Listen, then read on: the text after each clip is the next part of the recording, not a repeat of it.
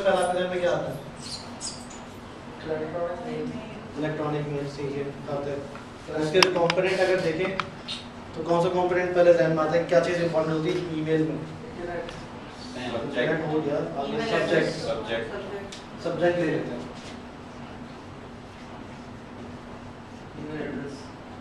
सही है। अच्छा, ईमेल की हम जो एटिकेट सीखते हैं कि इस तरह से ईमेल होना चाहिए, इस तरह से ईमेल होना चाहिए, क्यों जरूरी है?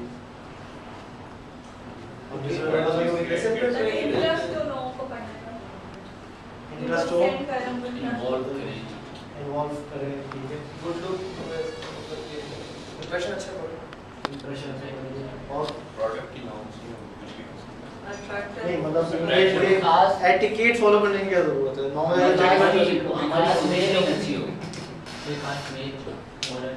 ईमेल हमारा मीडिया में किस चीज का?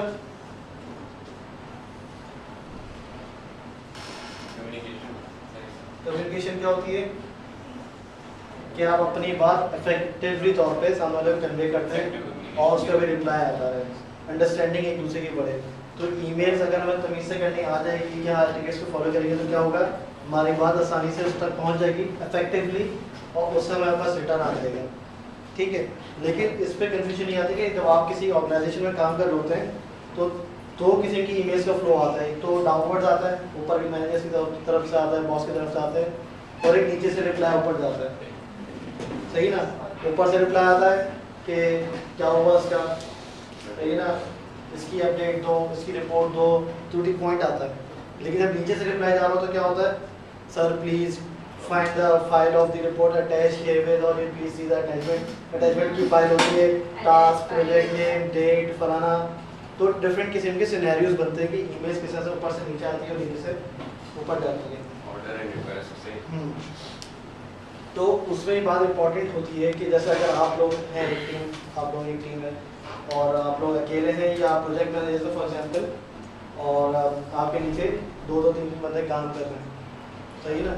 तो जो बंदे जो आपके नीचे काम कर रहे हैं उनके पास दिन में एवरेज जो है तकरीबन 10 से 15 डिसीजन मेकिंग उन्होंने करनी होती है कि इसको मैं ऐसे कैसे करूँ, ये मैं कब कहाँ रखूँ, बैग में ऐसे रखूँ नहीं रखूँ, तकरीबन 10 से 15 डिसीजन उसको लेनी पड़ती है दिन के अंदर, ठीक है। तो अगर आपके पास एक ये है और एक ये है, दोनों के pass on the average 10 decision लेनी है, तो आपके पास कितनी डिसीजन मेकिंग आपके पास जमा हो जाती है? जो आपने अप्रूवल देना होता है या इसको लोग आपको करना होता है 20, या आप अपने भी मिला लें तो आपको कितने देंगी? एक एवरेज 30 आपकी जो है डिसीजन मेकिंग आपको करनी होती है एक दिन के अंदर कि इसका मैं क्या करूँ, उसको भेजूँ, किसको भेजूँ, कितनी कॉस्ट है, क्या खरीदना है, क्या नहीं खरीदना, किस एरिया को देखना है, ठीक है। साथी सही कह रहा हूँ? और अगर इस जैसे 50 बंदे हों तो इनके ऊपर जो बॉस होगा उसके पास कितना टाइम होगा, उस पर कितनी डिसीजन मेकिंग करनी होगी? 30 मल्टीप्लाई बाय 50, 1500, 1500। तो उसके पास टाइम कितना बचेगा? एक दिन के अंदर उसको 1500 डिसीजंस लेने होते हैं। तो इसके लिए फिर इन लोगों को एम्पावरमेंट दी जाती है कि भाई वो अपने डिसीजन मेकिंग्स को थोड़ा सा नॉर्मल कर लें और वो टू द पॉइंट बात करते हैं। जितना ऊपर चले जाते हैं तो जितनी शॉर्टेस्ट उनकी ओके, डन, रिपोर्ट, अपडेट, इस किस्म के मैसेज आ रहे होते हैं, उन्होंने उसी दिन में सारी ईमेल्स को निपटाना होता है। सबसे इंपॉर्टेंट टास्क क्या होता है कि जो अगर आपके पास ईमेल लैंड करेगी आपके ईमेल बॉक्स के अंदर तो उसको 24 आवर्स के अंदर अंदर रिप्लाई कर दें, क्योंकि यहाँ से काम हो सकता है जब आप जाएंगे तो आपकी फिर उस दिन की डिसीजन मेकिंग जमा हुई भी होगी। अगर आज उसको कॉप अप नहीं कर पाए तो कल वो पाइल अप हो जाएगा, फिर वो क्या उन्होंने बताया था डॉक्टर फरार में प्रोक्रेस्टिनेशन स्टार्ट होगी, फिर वो एक साथ जमा हो जाए, फिर आप उन्हें मैं तो कर ही नहीं रहा, फिर आप लेट सीटिंग करेंगे, फिर वो सारी चीज़ें बराबर स्टार्ट हो जाएंगी। तो आपका सबसे इंपॉर्टेंट ये होता है कि डेडलाइन बना लें कि 24 घंटे के अंदर ईमेल का रिप्लाई करना ही करना है। यही बॉसेस भी कर होते हैं ओके डन करने का मतलब ये होता है कि वो सारी ईमेल्स को रिप्लाई कर सकें, सही ना? तो जब हम ऊपर से ईमेल्स आ रही होती हैं तो हम लोग उनको एंटरटेन करना होता है कि अच्छा ठीक है, और अगर वो आपको कोई ईमेल समझ में नहीं आई है तो आप सवाल कर सकते हैं कि हाँ भाई आप इसका से मतलब क्या था, और फिर आप नीचे अपना ख्याल जाया करते थे कि ये तो मतलब नहीं था, सही है। वरना भी जो जान छुड़ा सकते बताया ना समझ में नहीं आया, लेकिन क्या होगा उसको उसके पेन में इजाफा हो जाएगा। तो फिर थोड़े आप एक दो दफ़ा करेंगे उसके बाद क्या होगा, आप लोग बोलेंगे भाई थोड़ी देर मुझे समझ में नहीं आ रहा, आप जो है वो जा सकते हैं।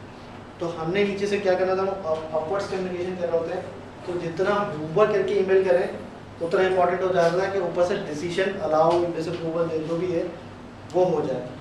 ठीक है, अगर आपको कोई बात समझ में नहीं आ रही तो आप पूछेंगे कि क्लियर बता देंगे ये बात मुझे समझ में नहीं आ रही है और कैन यू एलैबोरेट, और फिर नीचे वो अपने अंडरस्टैंडिंग बता देंगे समझ में क्या आया, ये समझ में आया था, क्या ये सही है या गलत है, सही ना। तो उससे क्या होगा बॉस का, हाँ सही समझ रहा है, ठीक है डन।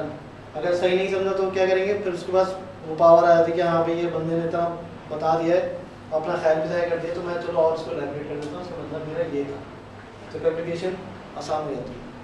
ठीक है, इसी तरह से जब हम रिपोर्ट्स भेज रहे होते हैं, कुछ कह रही हैं, जब रिपोर्ट्स भेज रहे होते हैं तो हमें पूरी कंप्लीट इन्फॉर्मेशन ऊपर भेजनी होती है कि भाई यहाँ पे रिपोर्ट मांगी थी ये है, तो पार्ट 2 ये है, पार्ट 3 ये है, आपको कौन सी वाली चाहिए आप पिक कर लेंगे, ये नहीं कि दोबारा नहीं भेजे कि मुझे ये नहीं वो चाहिए था, सही है ना। और या अगर आपको कोई कंप्लेन करनी है, फॉर एग्जाम्पल को आपको कोई प्रॉब्लम आ रही है ऑफिस में या आपकी ऑर्गेनाइजेशन में, आपके वर्किंग में, आपके ट्रैवलिंग में, सादिया कहाँ गुम हो गई आप?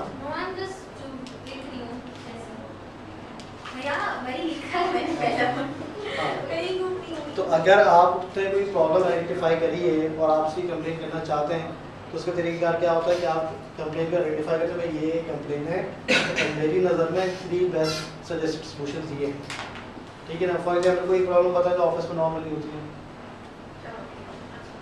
जो आपके ऑर्गेनाइजेशन में कभी भी हो जाती है, लैक ऑफ कम्युनिकेशन, कोई छोटी मोटी बता भाई अली जीशान साहब ने ना कंप्लेन करी कि लखानी साहब जो मिसबिहेव कर रहे हैं, सही है ना। तो ये आप बताएंगे किस तरह से कि we happen to fall in some misunderstanding, ठीक है, और to avoid this thing next onwards here are my suggested solutions. क्या इनको अपने डिपार्टमेंट में रखें, मुझे अपने डिपार्टमेंट में रखें, ठीक है, या तो फिर आप ऐसा फंक्शन बनाएंगे क्रॉस ऑर्गेनाइजेशन के कल्चर का जो होता है कि एक डिपार्टमेंट दूसरे डिपार्टमेंट कम्युनिकेट कर रहा है, तो उसका फ्लो ये होना चाहिए, या फलाना मैनेजर इसको इन्वॉल्व हो तब हम बैठ के बात करें तो और अच्छी बात हो जाएगी। 100% इन्वॉल्वमेंट लिया है, 3 सोल्यूशन दे रहे हैं। इससे क्या होता है सोल्यूशन देने से, जब आप प्रॉब्लम पर रिपोर्ट कर रहे होते हैं तो सिर्फ आप अकेले ही इसका प्रॉब्लम है, इनके साथ भी हो सकती है, ये भी रिपोर्ट कर सकती हैं, ये भी रिपोर्ट कर सकती हैं। अगर 50 नंबर ऑर्गेनाइजेशन में और बॉस को डेली 50 ईमेल जाएंगे रिपोर्ट्स की, तो बॉस का डिसीजन क्या होगा, बंद करो कंपनी और इधर लगाओ। तो ये क्योंकि बॉस का ये सीईओ या प्रेसिडेंट जो कंपनीज के होते हैं उनका काम होता है लीडरशिप का, वो विजन डिफाइन करते हैं और डायरेक्शन बताते हैं, सही कह रहा हूँ ना।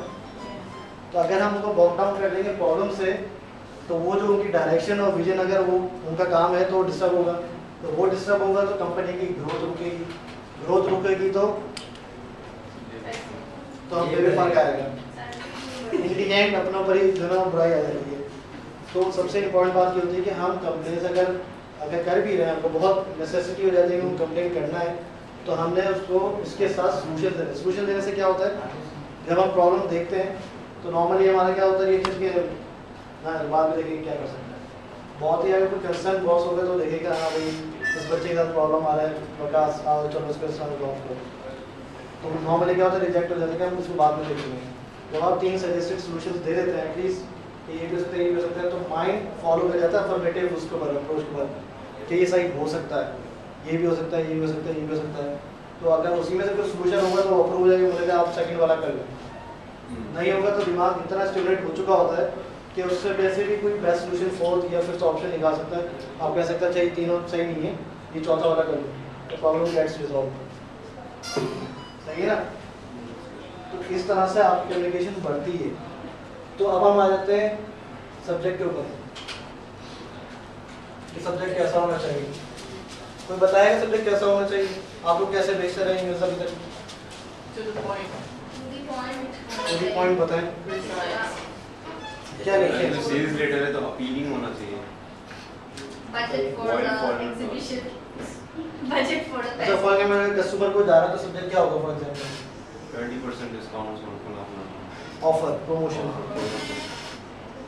या कोई क्वेश्चन मार्क कर दें अच्छा सा, पहले से क्वेश्चन पूछ लें, यानी उसको ऐसा कर दें कि वो मजबूर हो जाए पढ़ने। फॉर एग्जांपल जैसे अभी रिसेंट में इन्होंने किया था कुछ, इन्होंने पॉप बॉक्स एक बहुत अच्छा था, लोग देखेंगे इसमें है क्या, डिफरेंट होना चाहिए, यूनिक और पिचिंग हो क्वेश्चंस का, स्पैम ना लगे। ठीक है। और कोई अगर बात करना चाहे, कस्टमर से अगर बात कर रहा हूँ, तो पोटेंशियल क्लाइंट से बात कर रहा हूँ या अभी बात कर रहा हूँ, तो क्या करना चाहिए? बात की तरह ये नोट करना। हाँ बताएं। कस्टमर्स से तो ऐसा कोई वास्ता नहीं, लेकिन अगर बॉस को मेल भेज रहे हो तो उसमें चलो कस्टमर को छोड़ दो, अब आ जाते हैं कि बॉस को करो बॉस या को इंटरनल करें। ऑर्गेनाइजेशन में कम्युनिकेट कर रहा हूँ आपस में, तो अब अगर उनको कोई मेल भेज रहे हैं तो एटलीस्ट कुछ यहाँ पर ऐसा लिखे होना चाहिए कि उन्हें समझ में आ जाए। अस्सलामुअलैकुम। No. मैं क्या शायद सर आप वो तो कंटेंट में भी लिख बोले रहे बोले बोले आप बोले शाबाश। maybe whatever it is that you're sending, some keyword. I mean, इसमें तो यही होता है कि I'm sending a report. HR department को भेज रहे हैं कि सैलरी इंक्रीमेंट कर दें। ओह माय गॉड, ये बहुत बुरा अजीब और गरीब किस्म। आप बताएं क्या अल्फाजों का चुनाव होगा? नहीं। Subject में, subject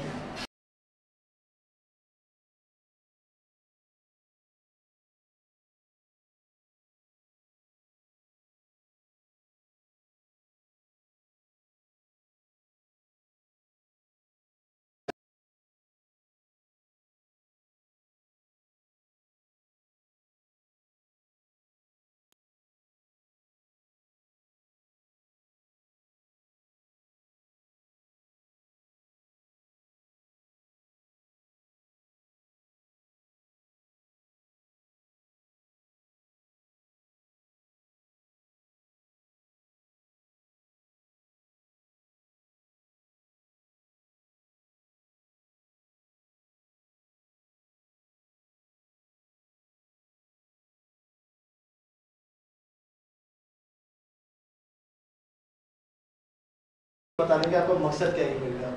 ये नहीं होता कि इमीडिएटली रीड इसके लिए चीज़ होती है फौरन ऐसा पढ़े। कुछ होना चाहिए कि वो खुद ब खुद मजबूर हाँ, होकर इससे पढ़े। क्या होता है कि उसको मतलब उसका माइंड दोनों उसको एक्सेप्ट नहीं करता कि वो पहले से ही ना पैनिक क्रिएट हो जाता है। तो आप कहते हैं कि भाई ये हाई इंपॉर्टेंट है और ये है, वो हाई इंपॉर्टेंट आप आखिर में लिखते हैं दिस टास्क, और क्योंकि बहुत सारे अल्फाज ऐसे होते हैं जो ईमेल के सब्जेक्ट से फिर वो हाइड हो जाते हैं ईमेल के प्रोग्राम्स के ऊपर, तो आप 2-3 पॉइंट बाद बीच में लिख देते हैं। उसका अगर आप अर्जेंट लिखना है, हाईएस्ट प्रायोरिटी लिखना है या बॉस ऑर्डर और समथिंग कुछ अगर आपने उसको वेरीफाई करनी तो आप कर सकते हैं। लेकिन ये कि आपका पॉइंट क्लियर हो कि आप किस मुताल्लिक वो ईमेल कर रहे हैं। अगर सेंड इंक्रीमेंट है तो request for send increment supply आ सकता है। वो तो सैलरी इंक्रीमेंट का वर्ड देखेगा खोलेगा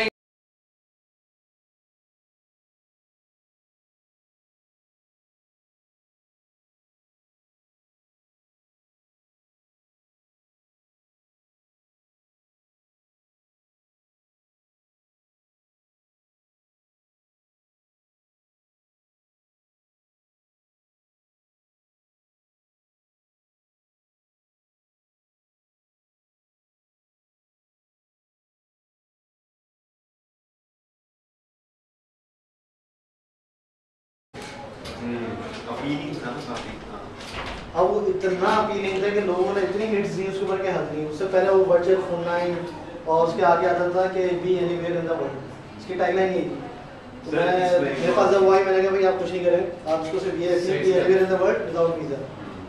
सो इसका नाम बेसिकली ईमेल नहीं होना चाहिए, इसका नाम मीमेल होना चाहिए। मीमेल मुझे वापस रिप्लाई दो। मीमेल होना चाहिए कि मेरे मकसद की चीज हो ना सही। बेसिकली। अब मुझे कोई कंसर्न नहीं है कि आपकी क्या सर्विसेज हैं, मेरे मकसद ये है। वीडियो देखिए लग रहा है बहुत मैं इंस्पायर हुआ बहुत ज्यादा, मैं एक के बाद एक देखता गया ना वो मैंने। सोच So, रहे managing- the world revolve around me and me तो उसमें से अच्छा सब्जेक्ट के बाद आप दूसरी चीज क्या आ जाती है? Attachment, carbon copy, carbon copy, CC, चलो सीसी। कार्बन क्या है CC में? Carbon copy. सीसी में बहुत सारे सीसी और बीसीसी में क्या फर्क है? बीसीसी Carbon copy और CC blank is carbon public and BCC is hidden.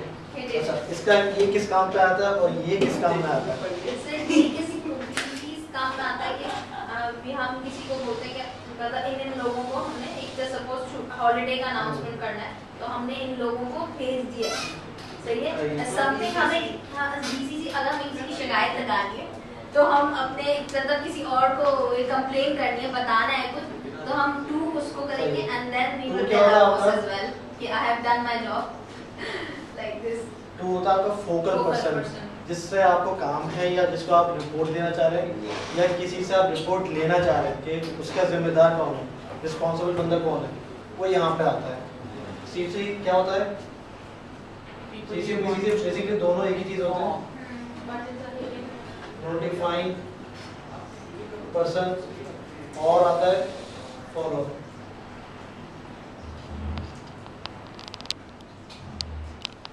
CC में उन बंदे को रखा जाता है जिनको आप नोटिफाई करना चाह रहे हैं। जैसे बॉस है कि आपने किसी को ईमेल भेज दिया तो आपने वो ईमेल फोकल पर्सन को भेज तो दी और सीसी में एज अ रिपोर्टिंग नोटिफाई करने के लिए हाँ ये मैंने भेज दी एक्चुअली, वो आप नोटिफाइंग में रख लेते हैं। या बॉस अगर किसी को अप्रोच करेंगे भाई मुझे जो है ना आपके साथ मीटिंग करनी है और आपको सीसी में रखा हुआ है, इसका मतलब ये है कि आपको कहा गया है कि आप उसका फॉलोअप लें कि मीटिंग कब है क्या है, क्योंकि he is busy doing the things. और बीसीसी किस लिए होता है? शिकायत लगानी, कंप्लेन, जब कोई कॉन्फिडेंशियल ईमेल एड्रेस हो वो भी होता है FYI। हाँ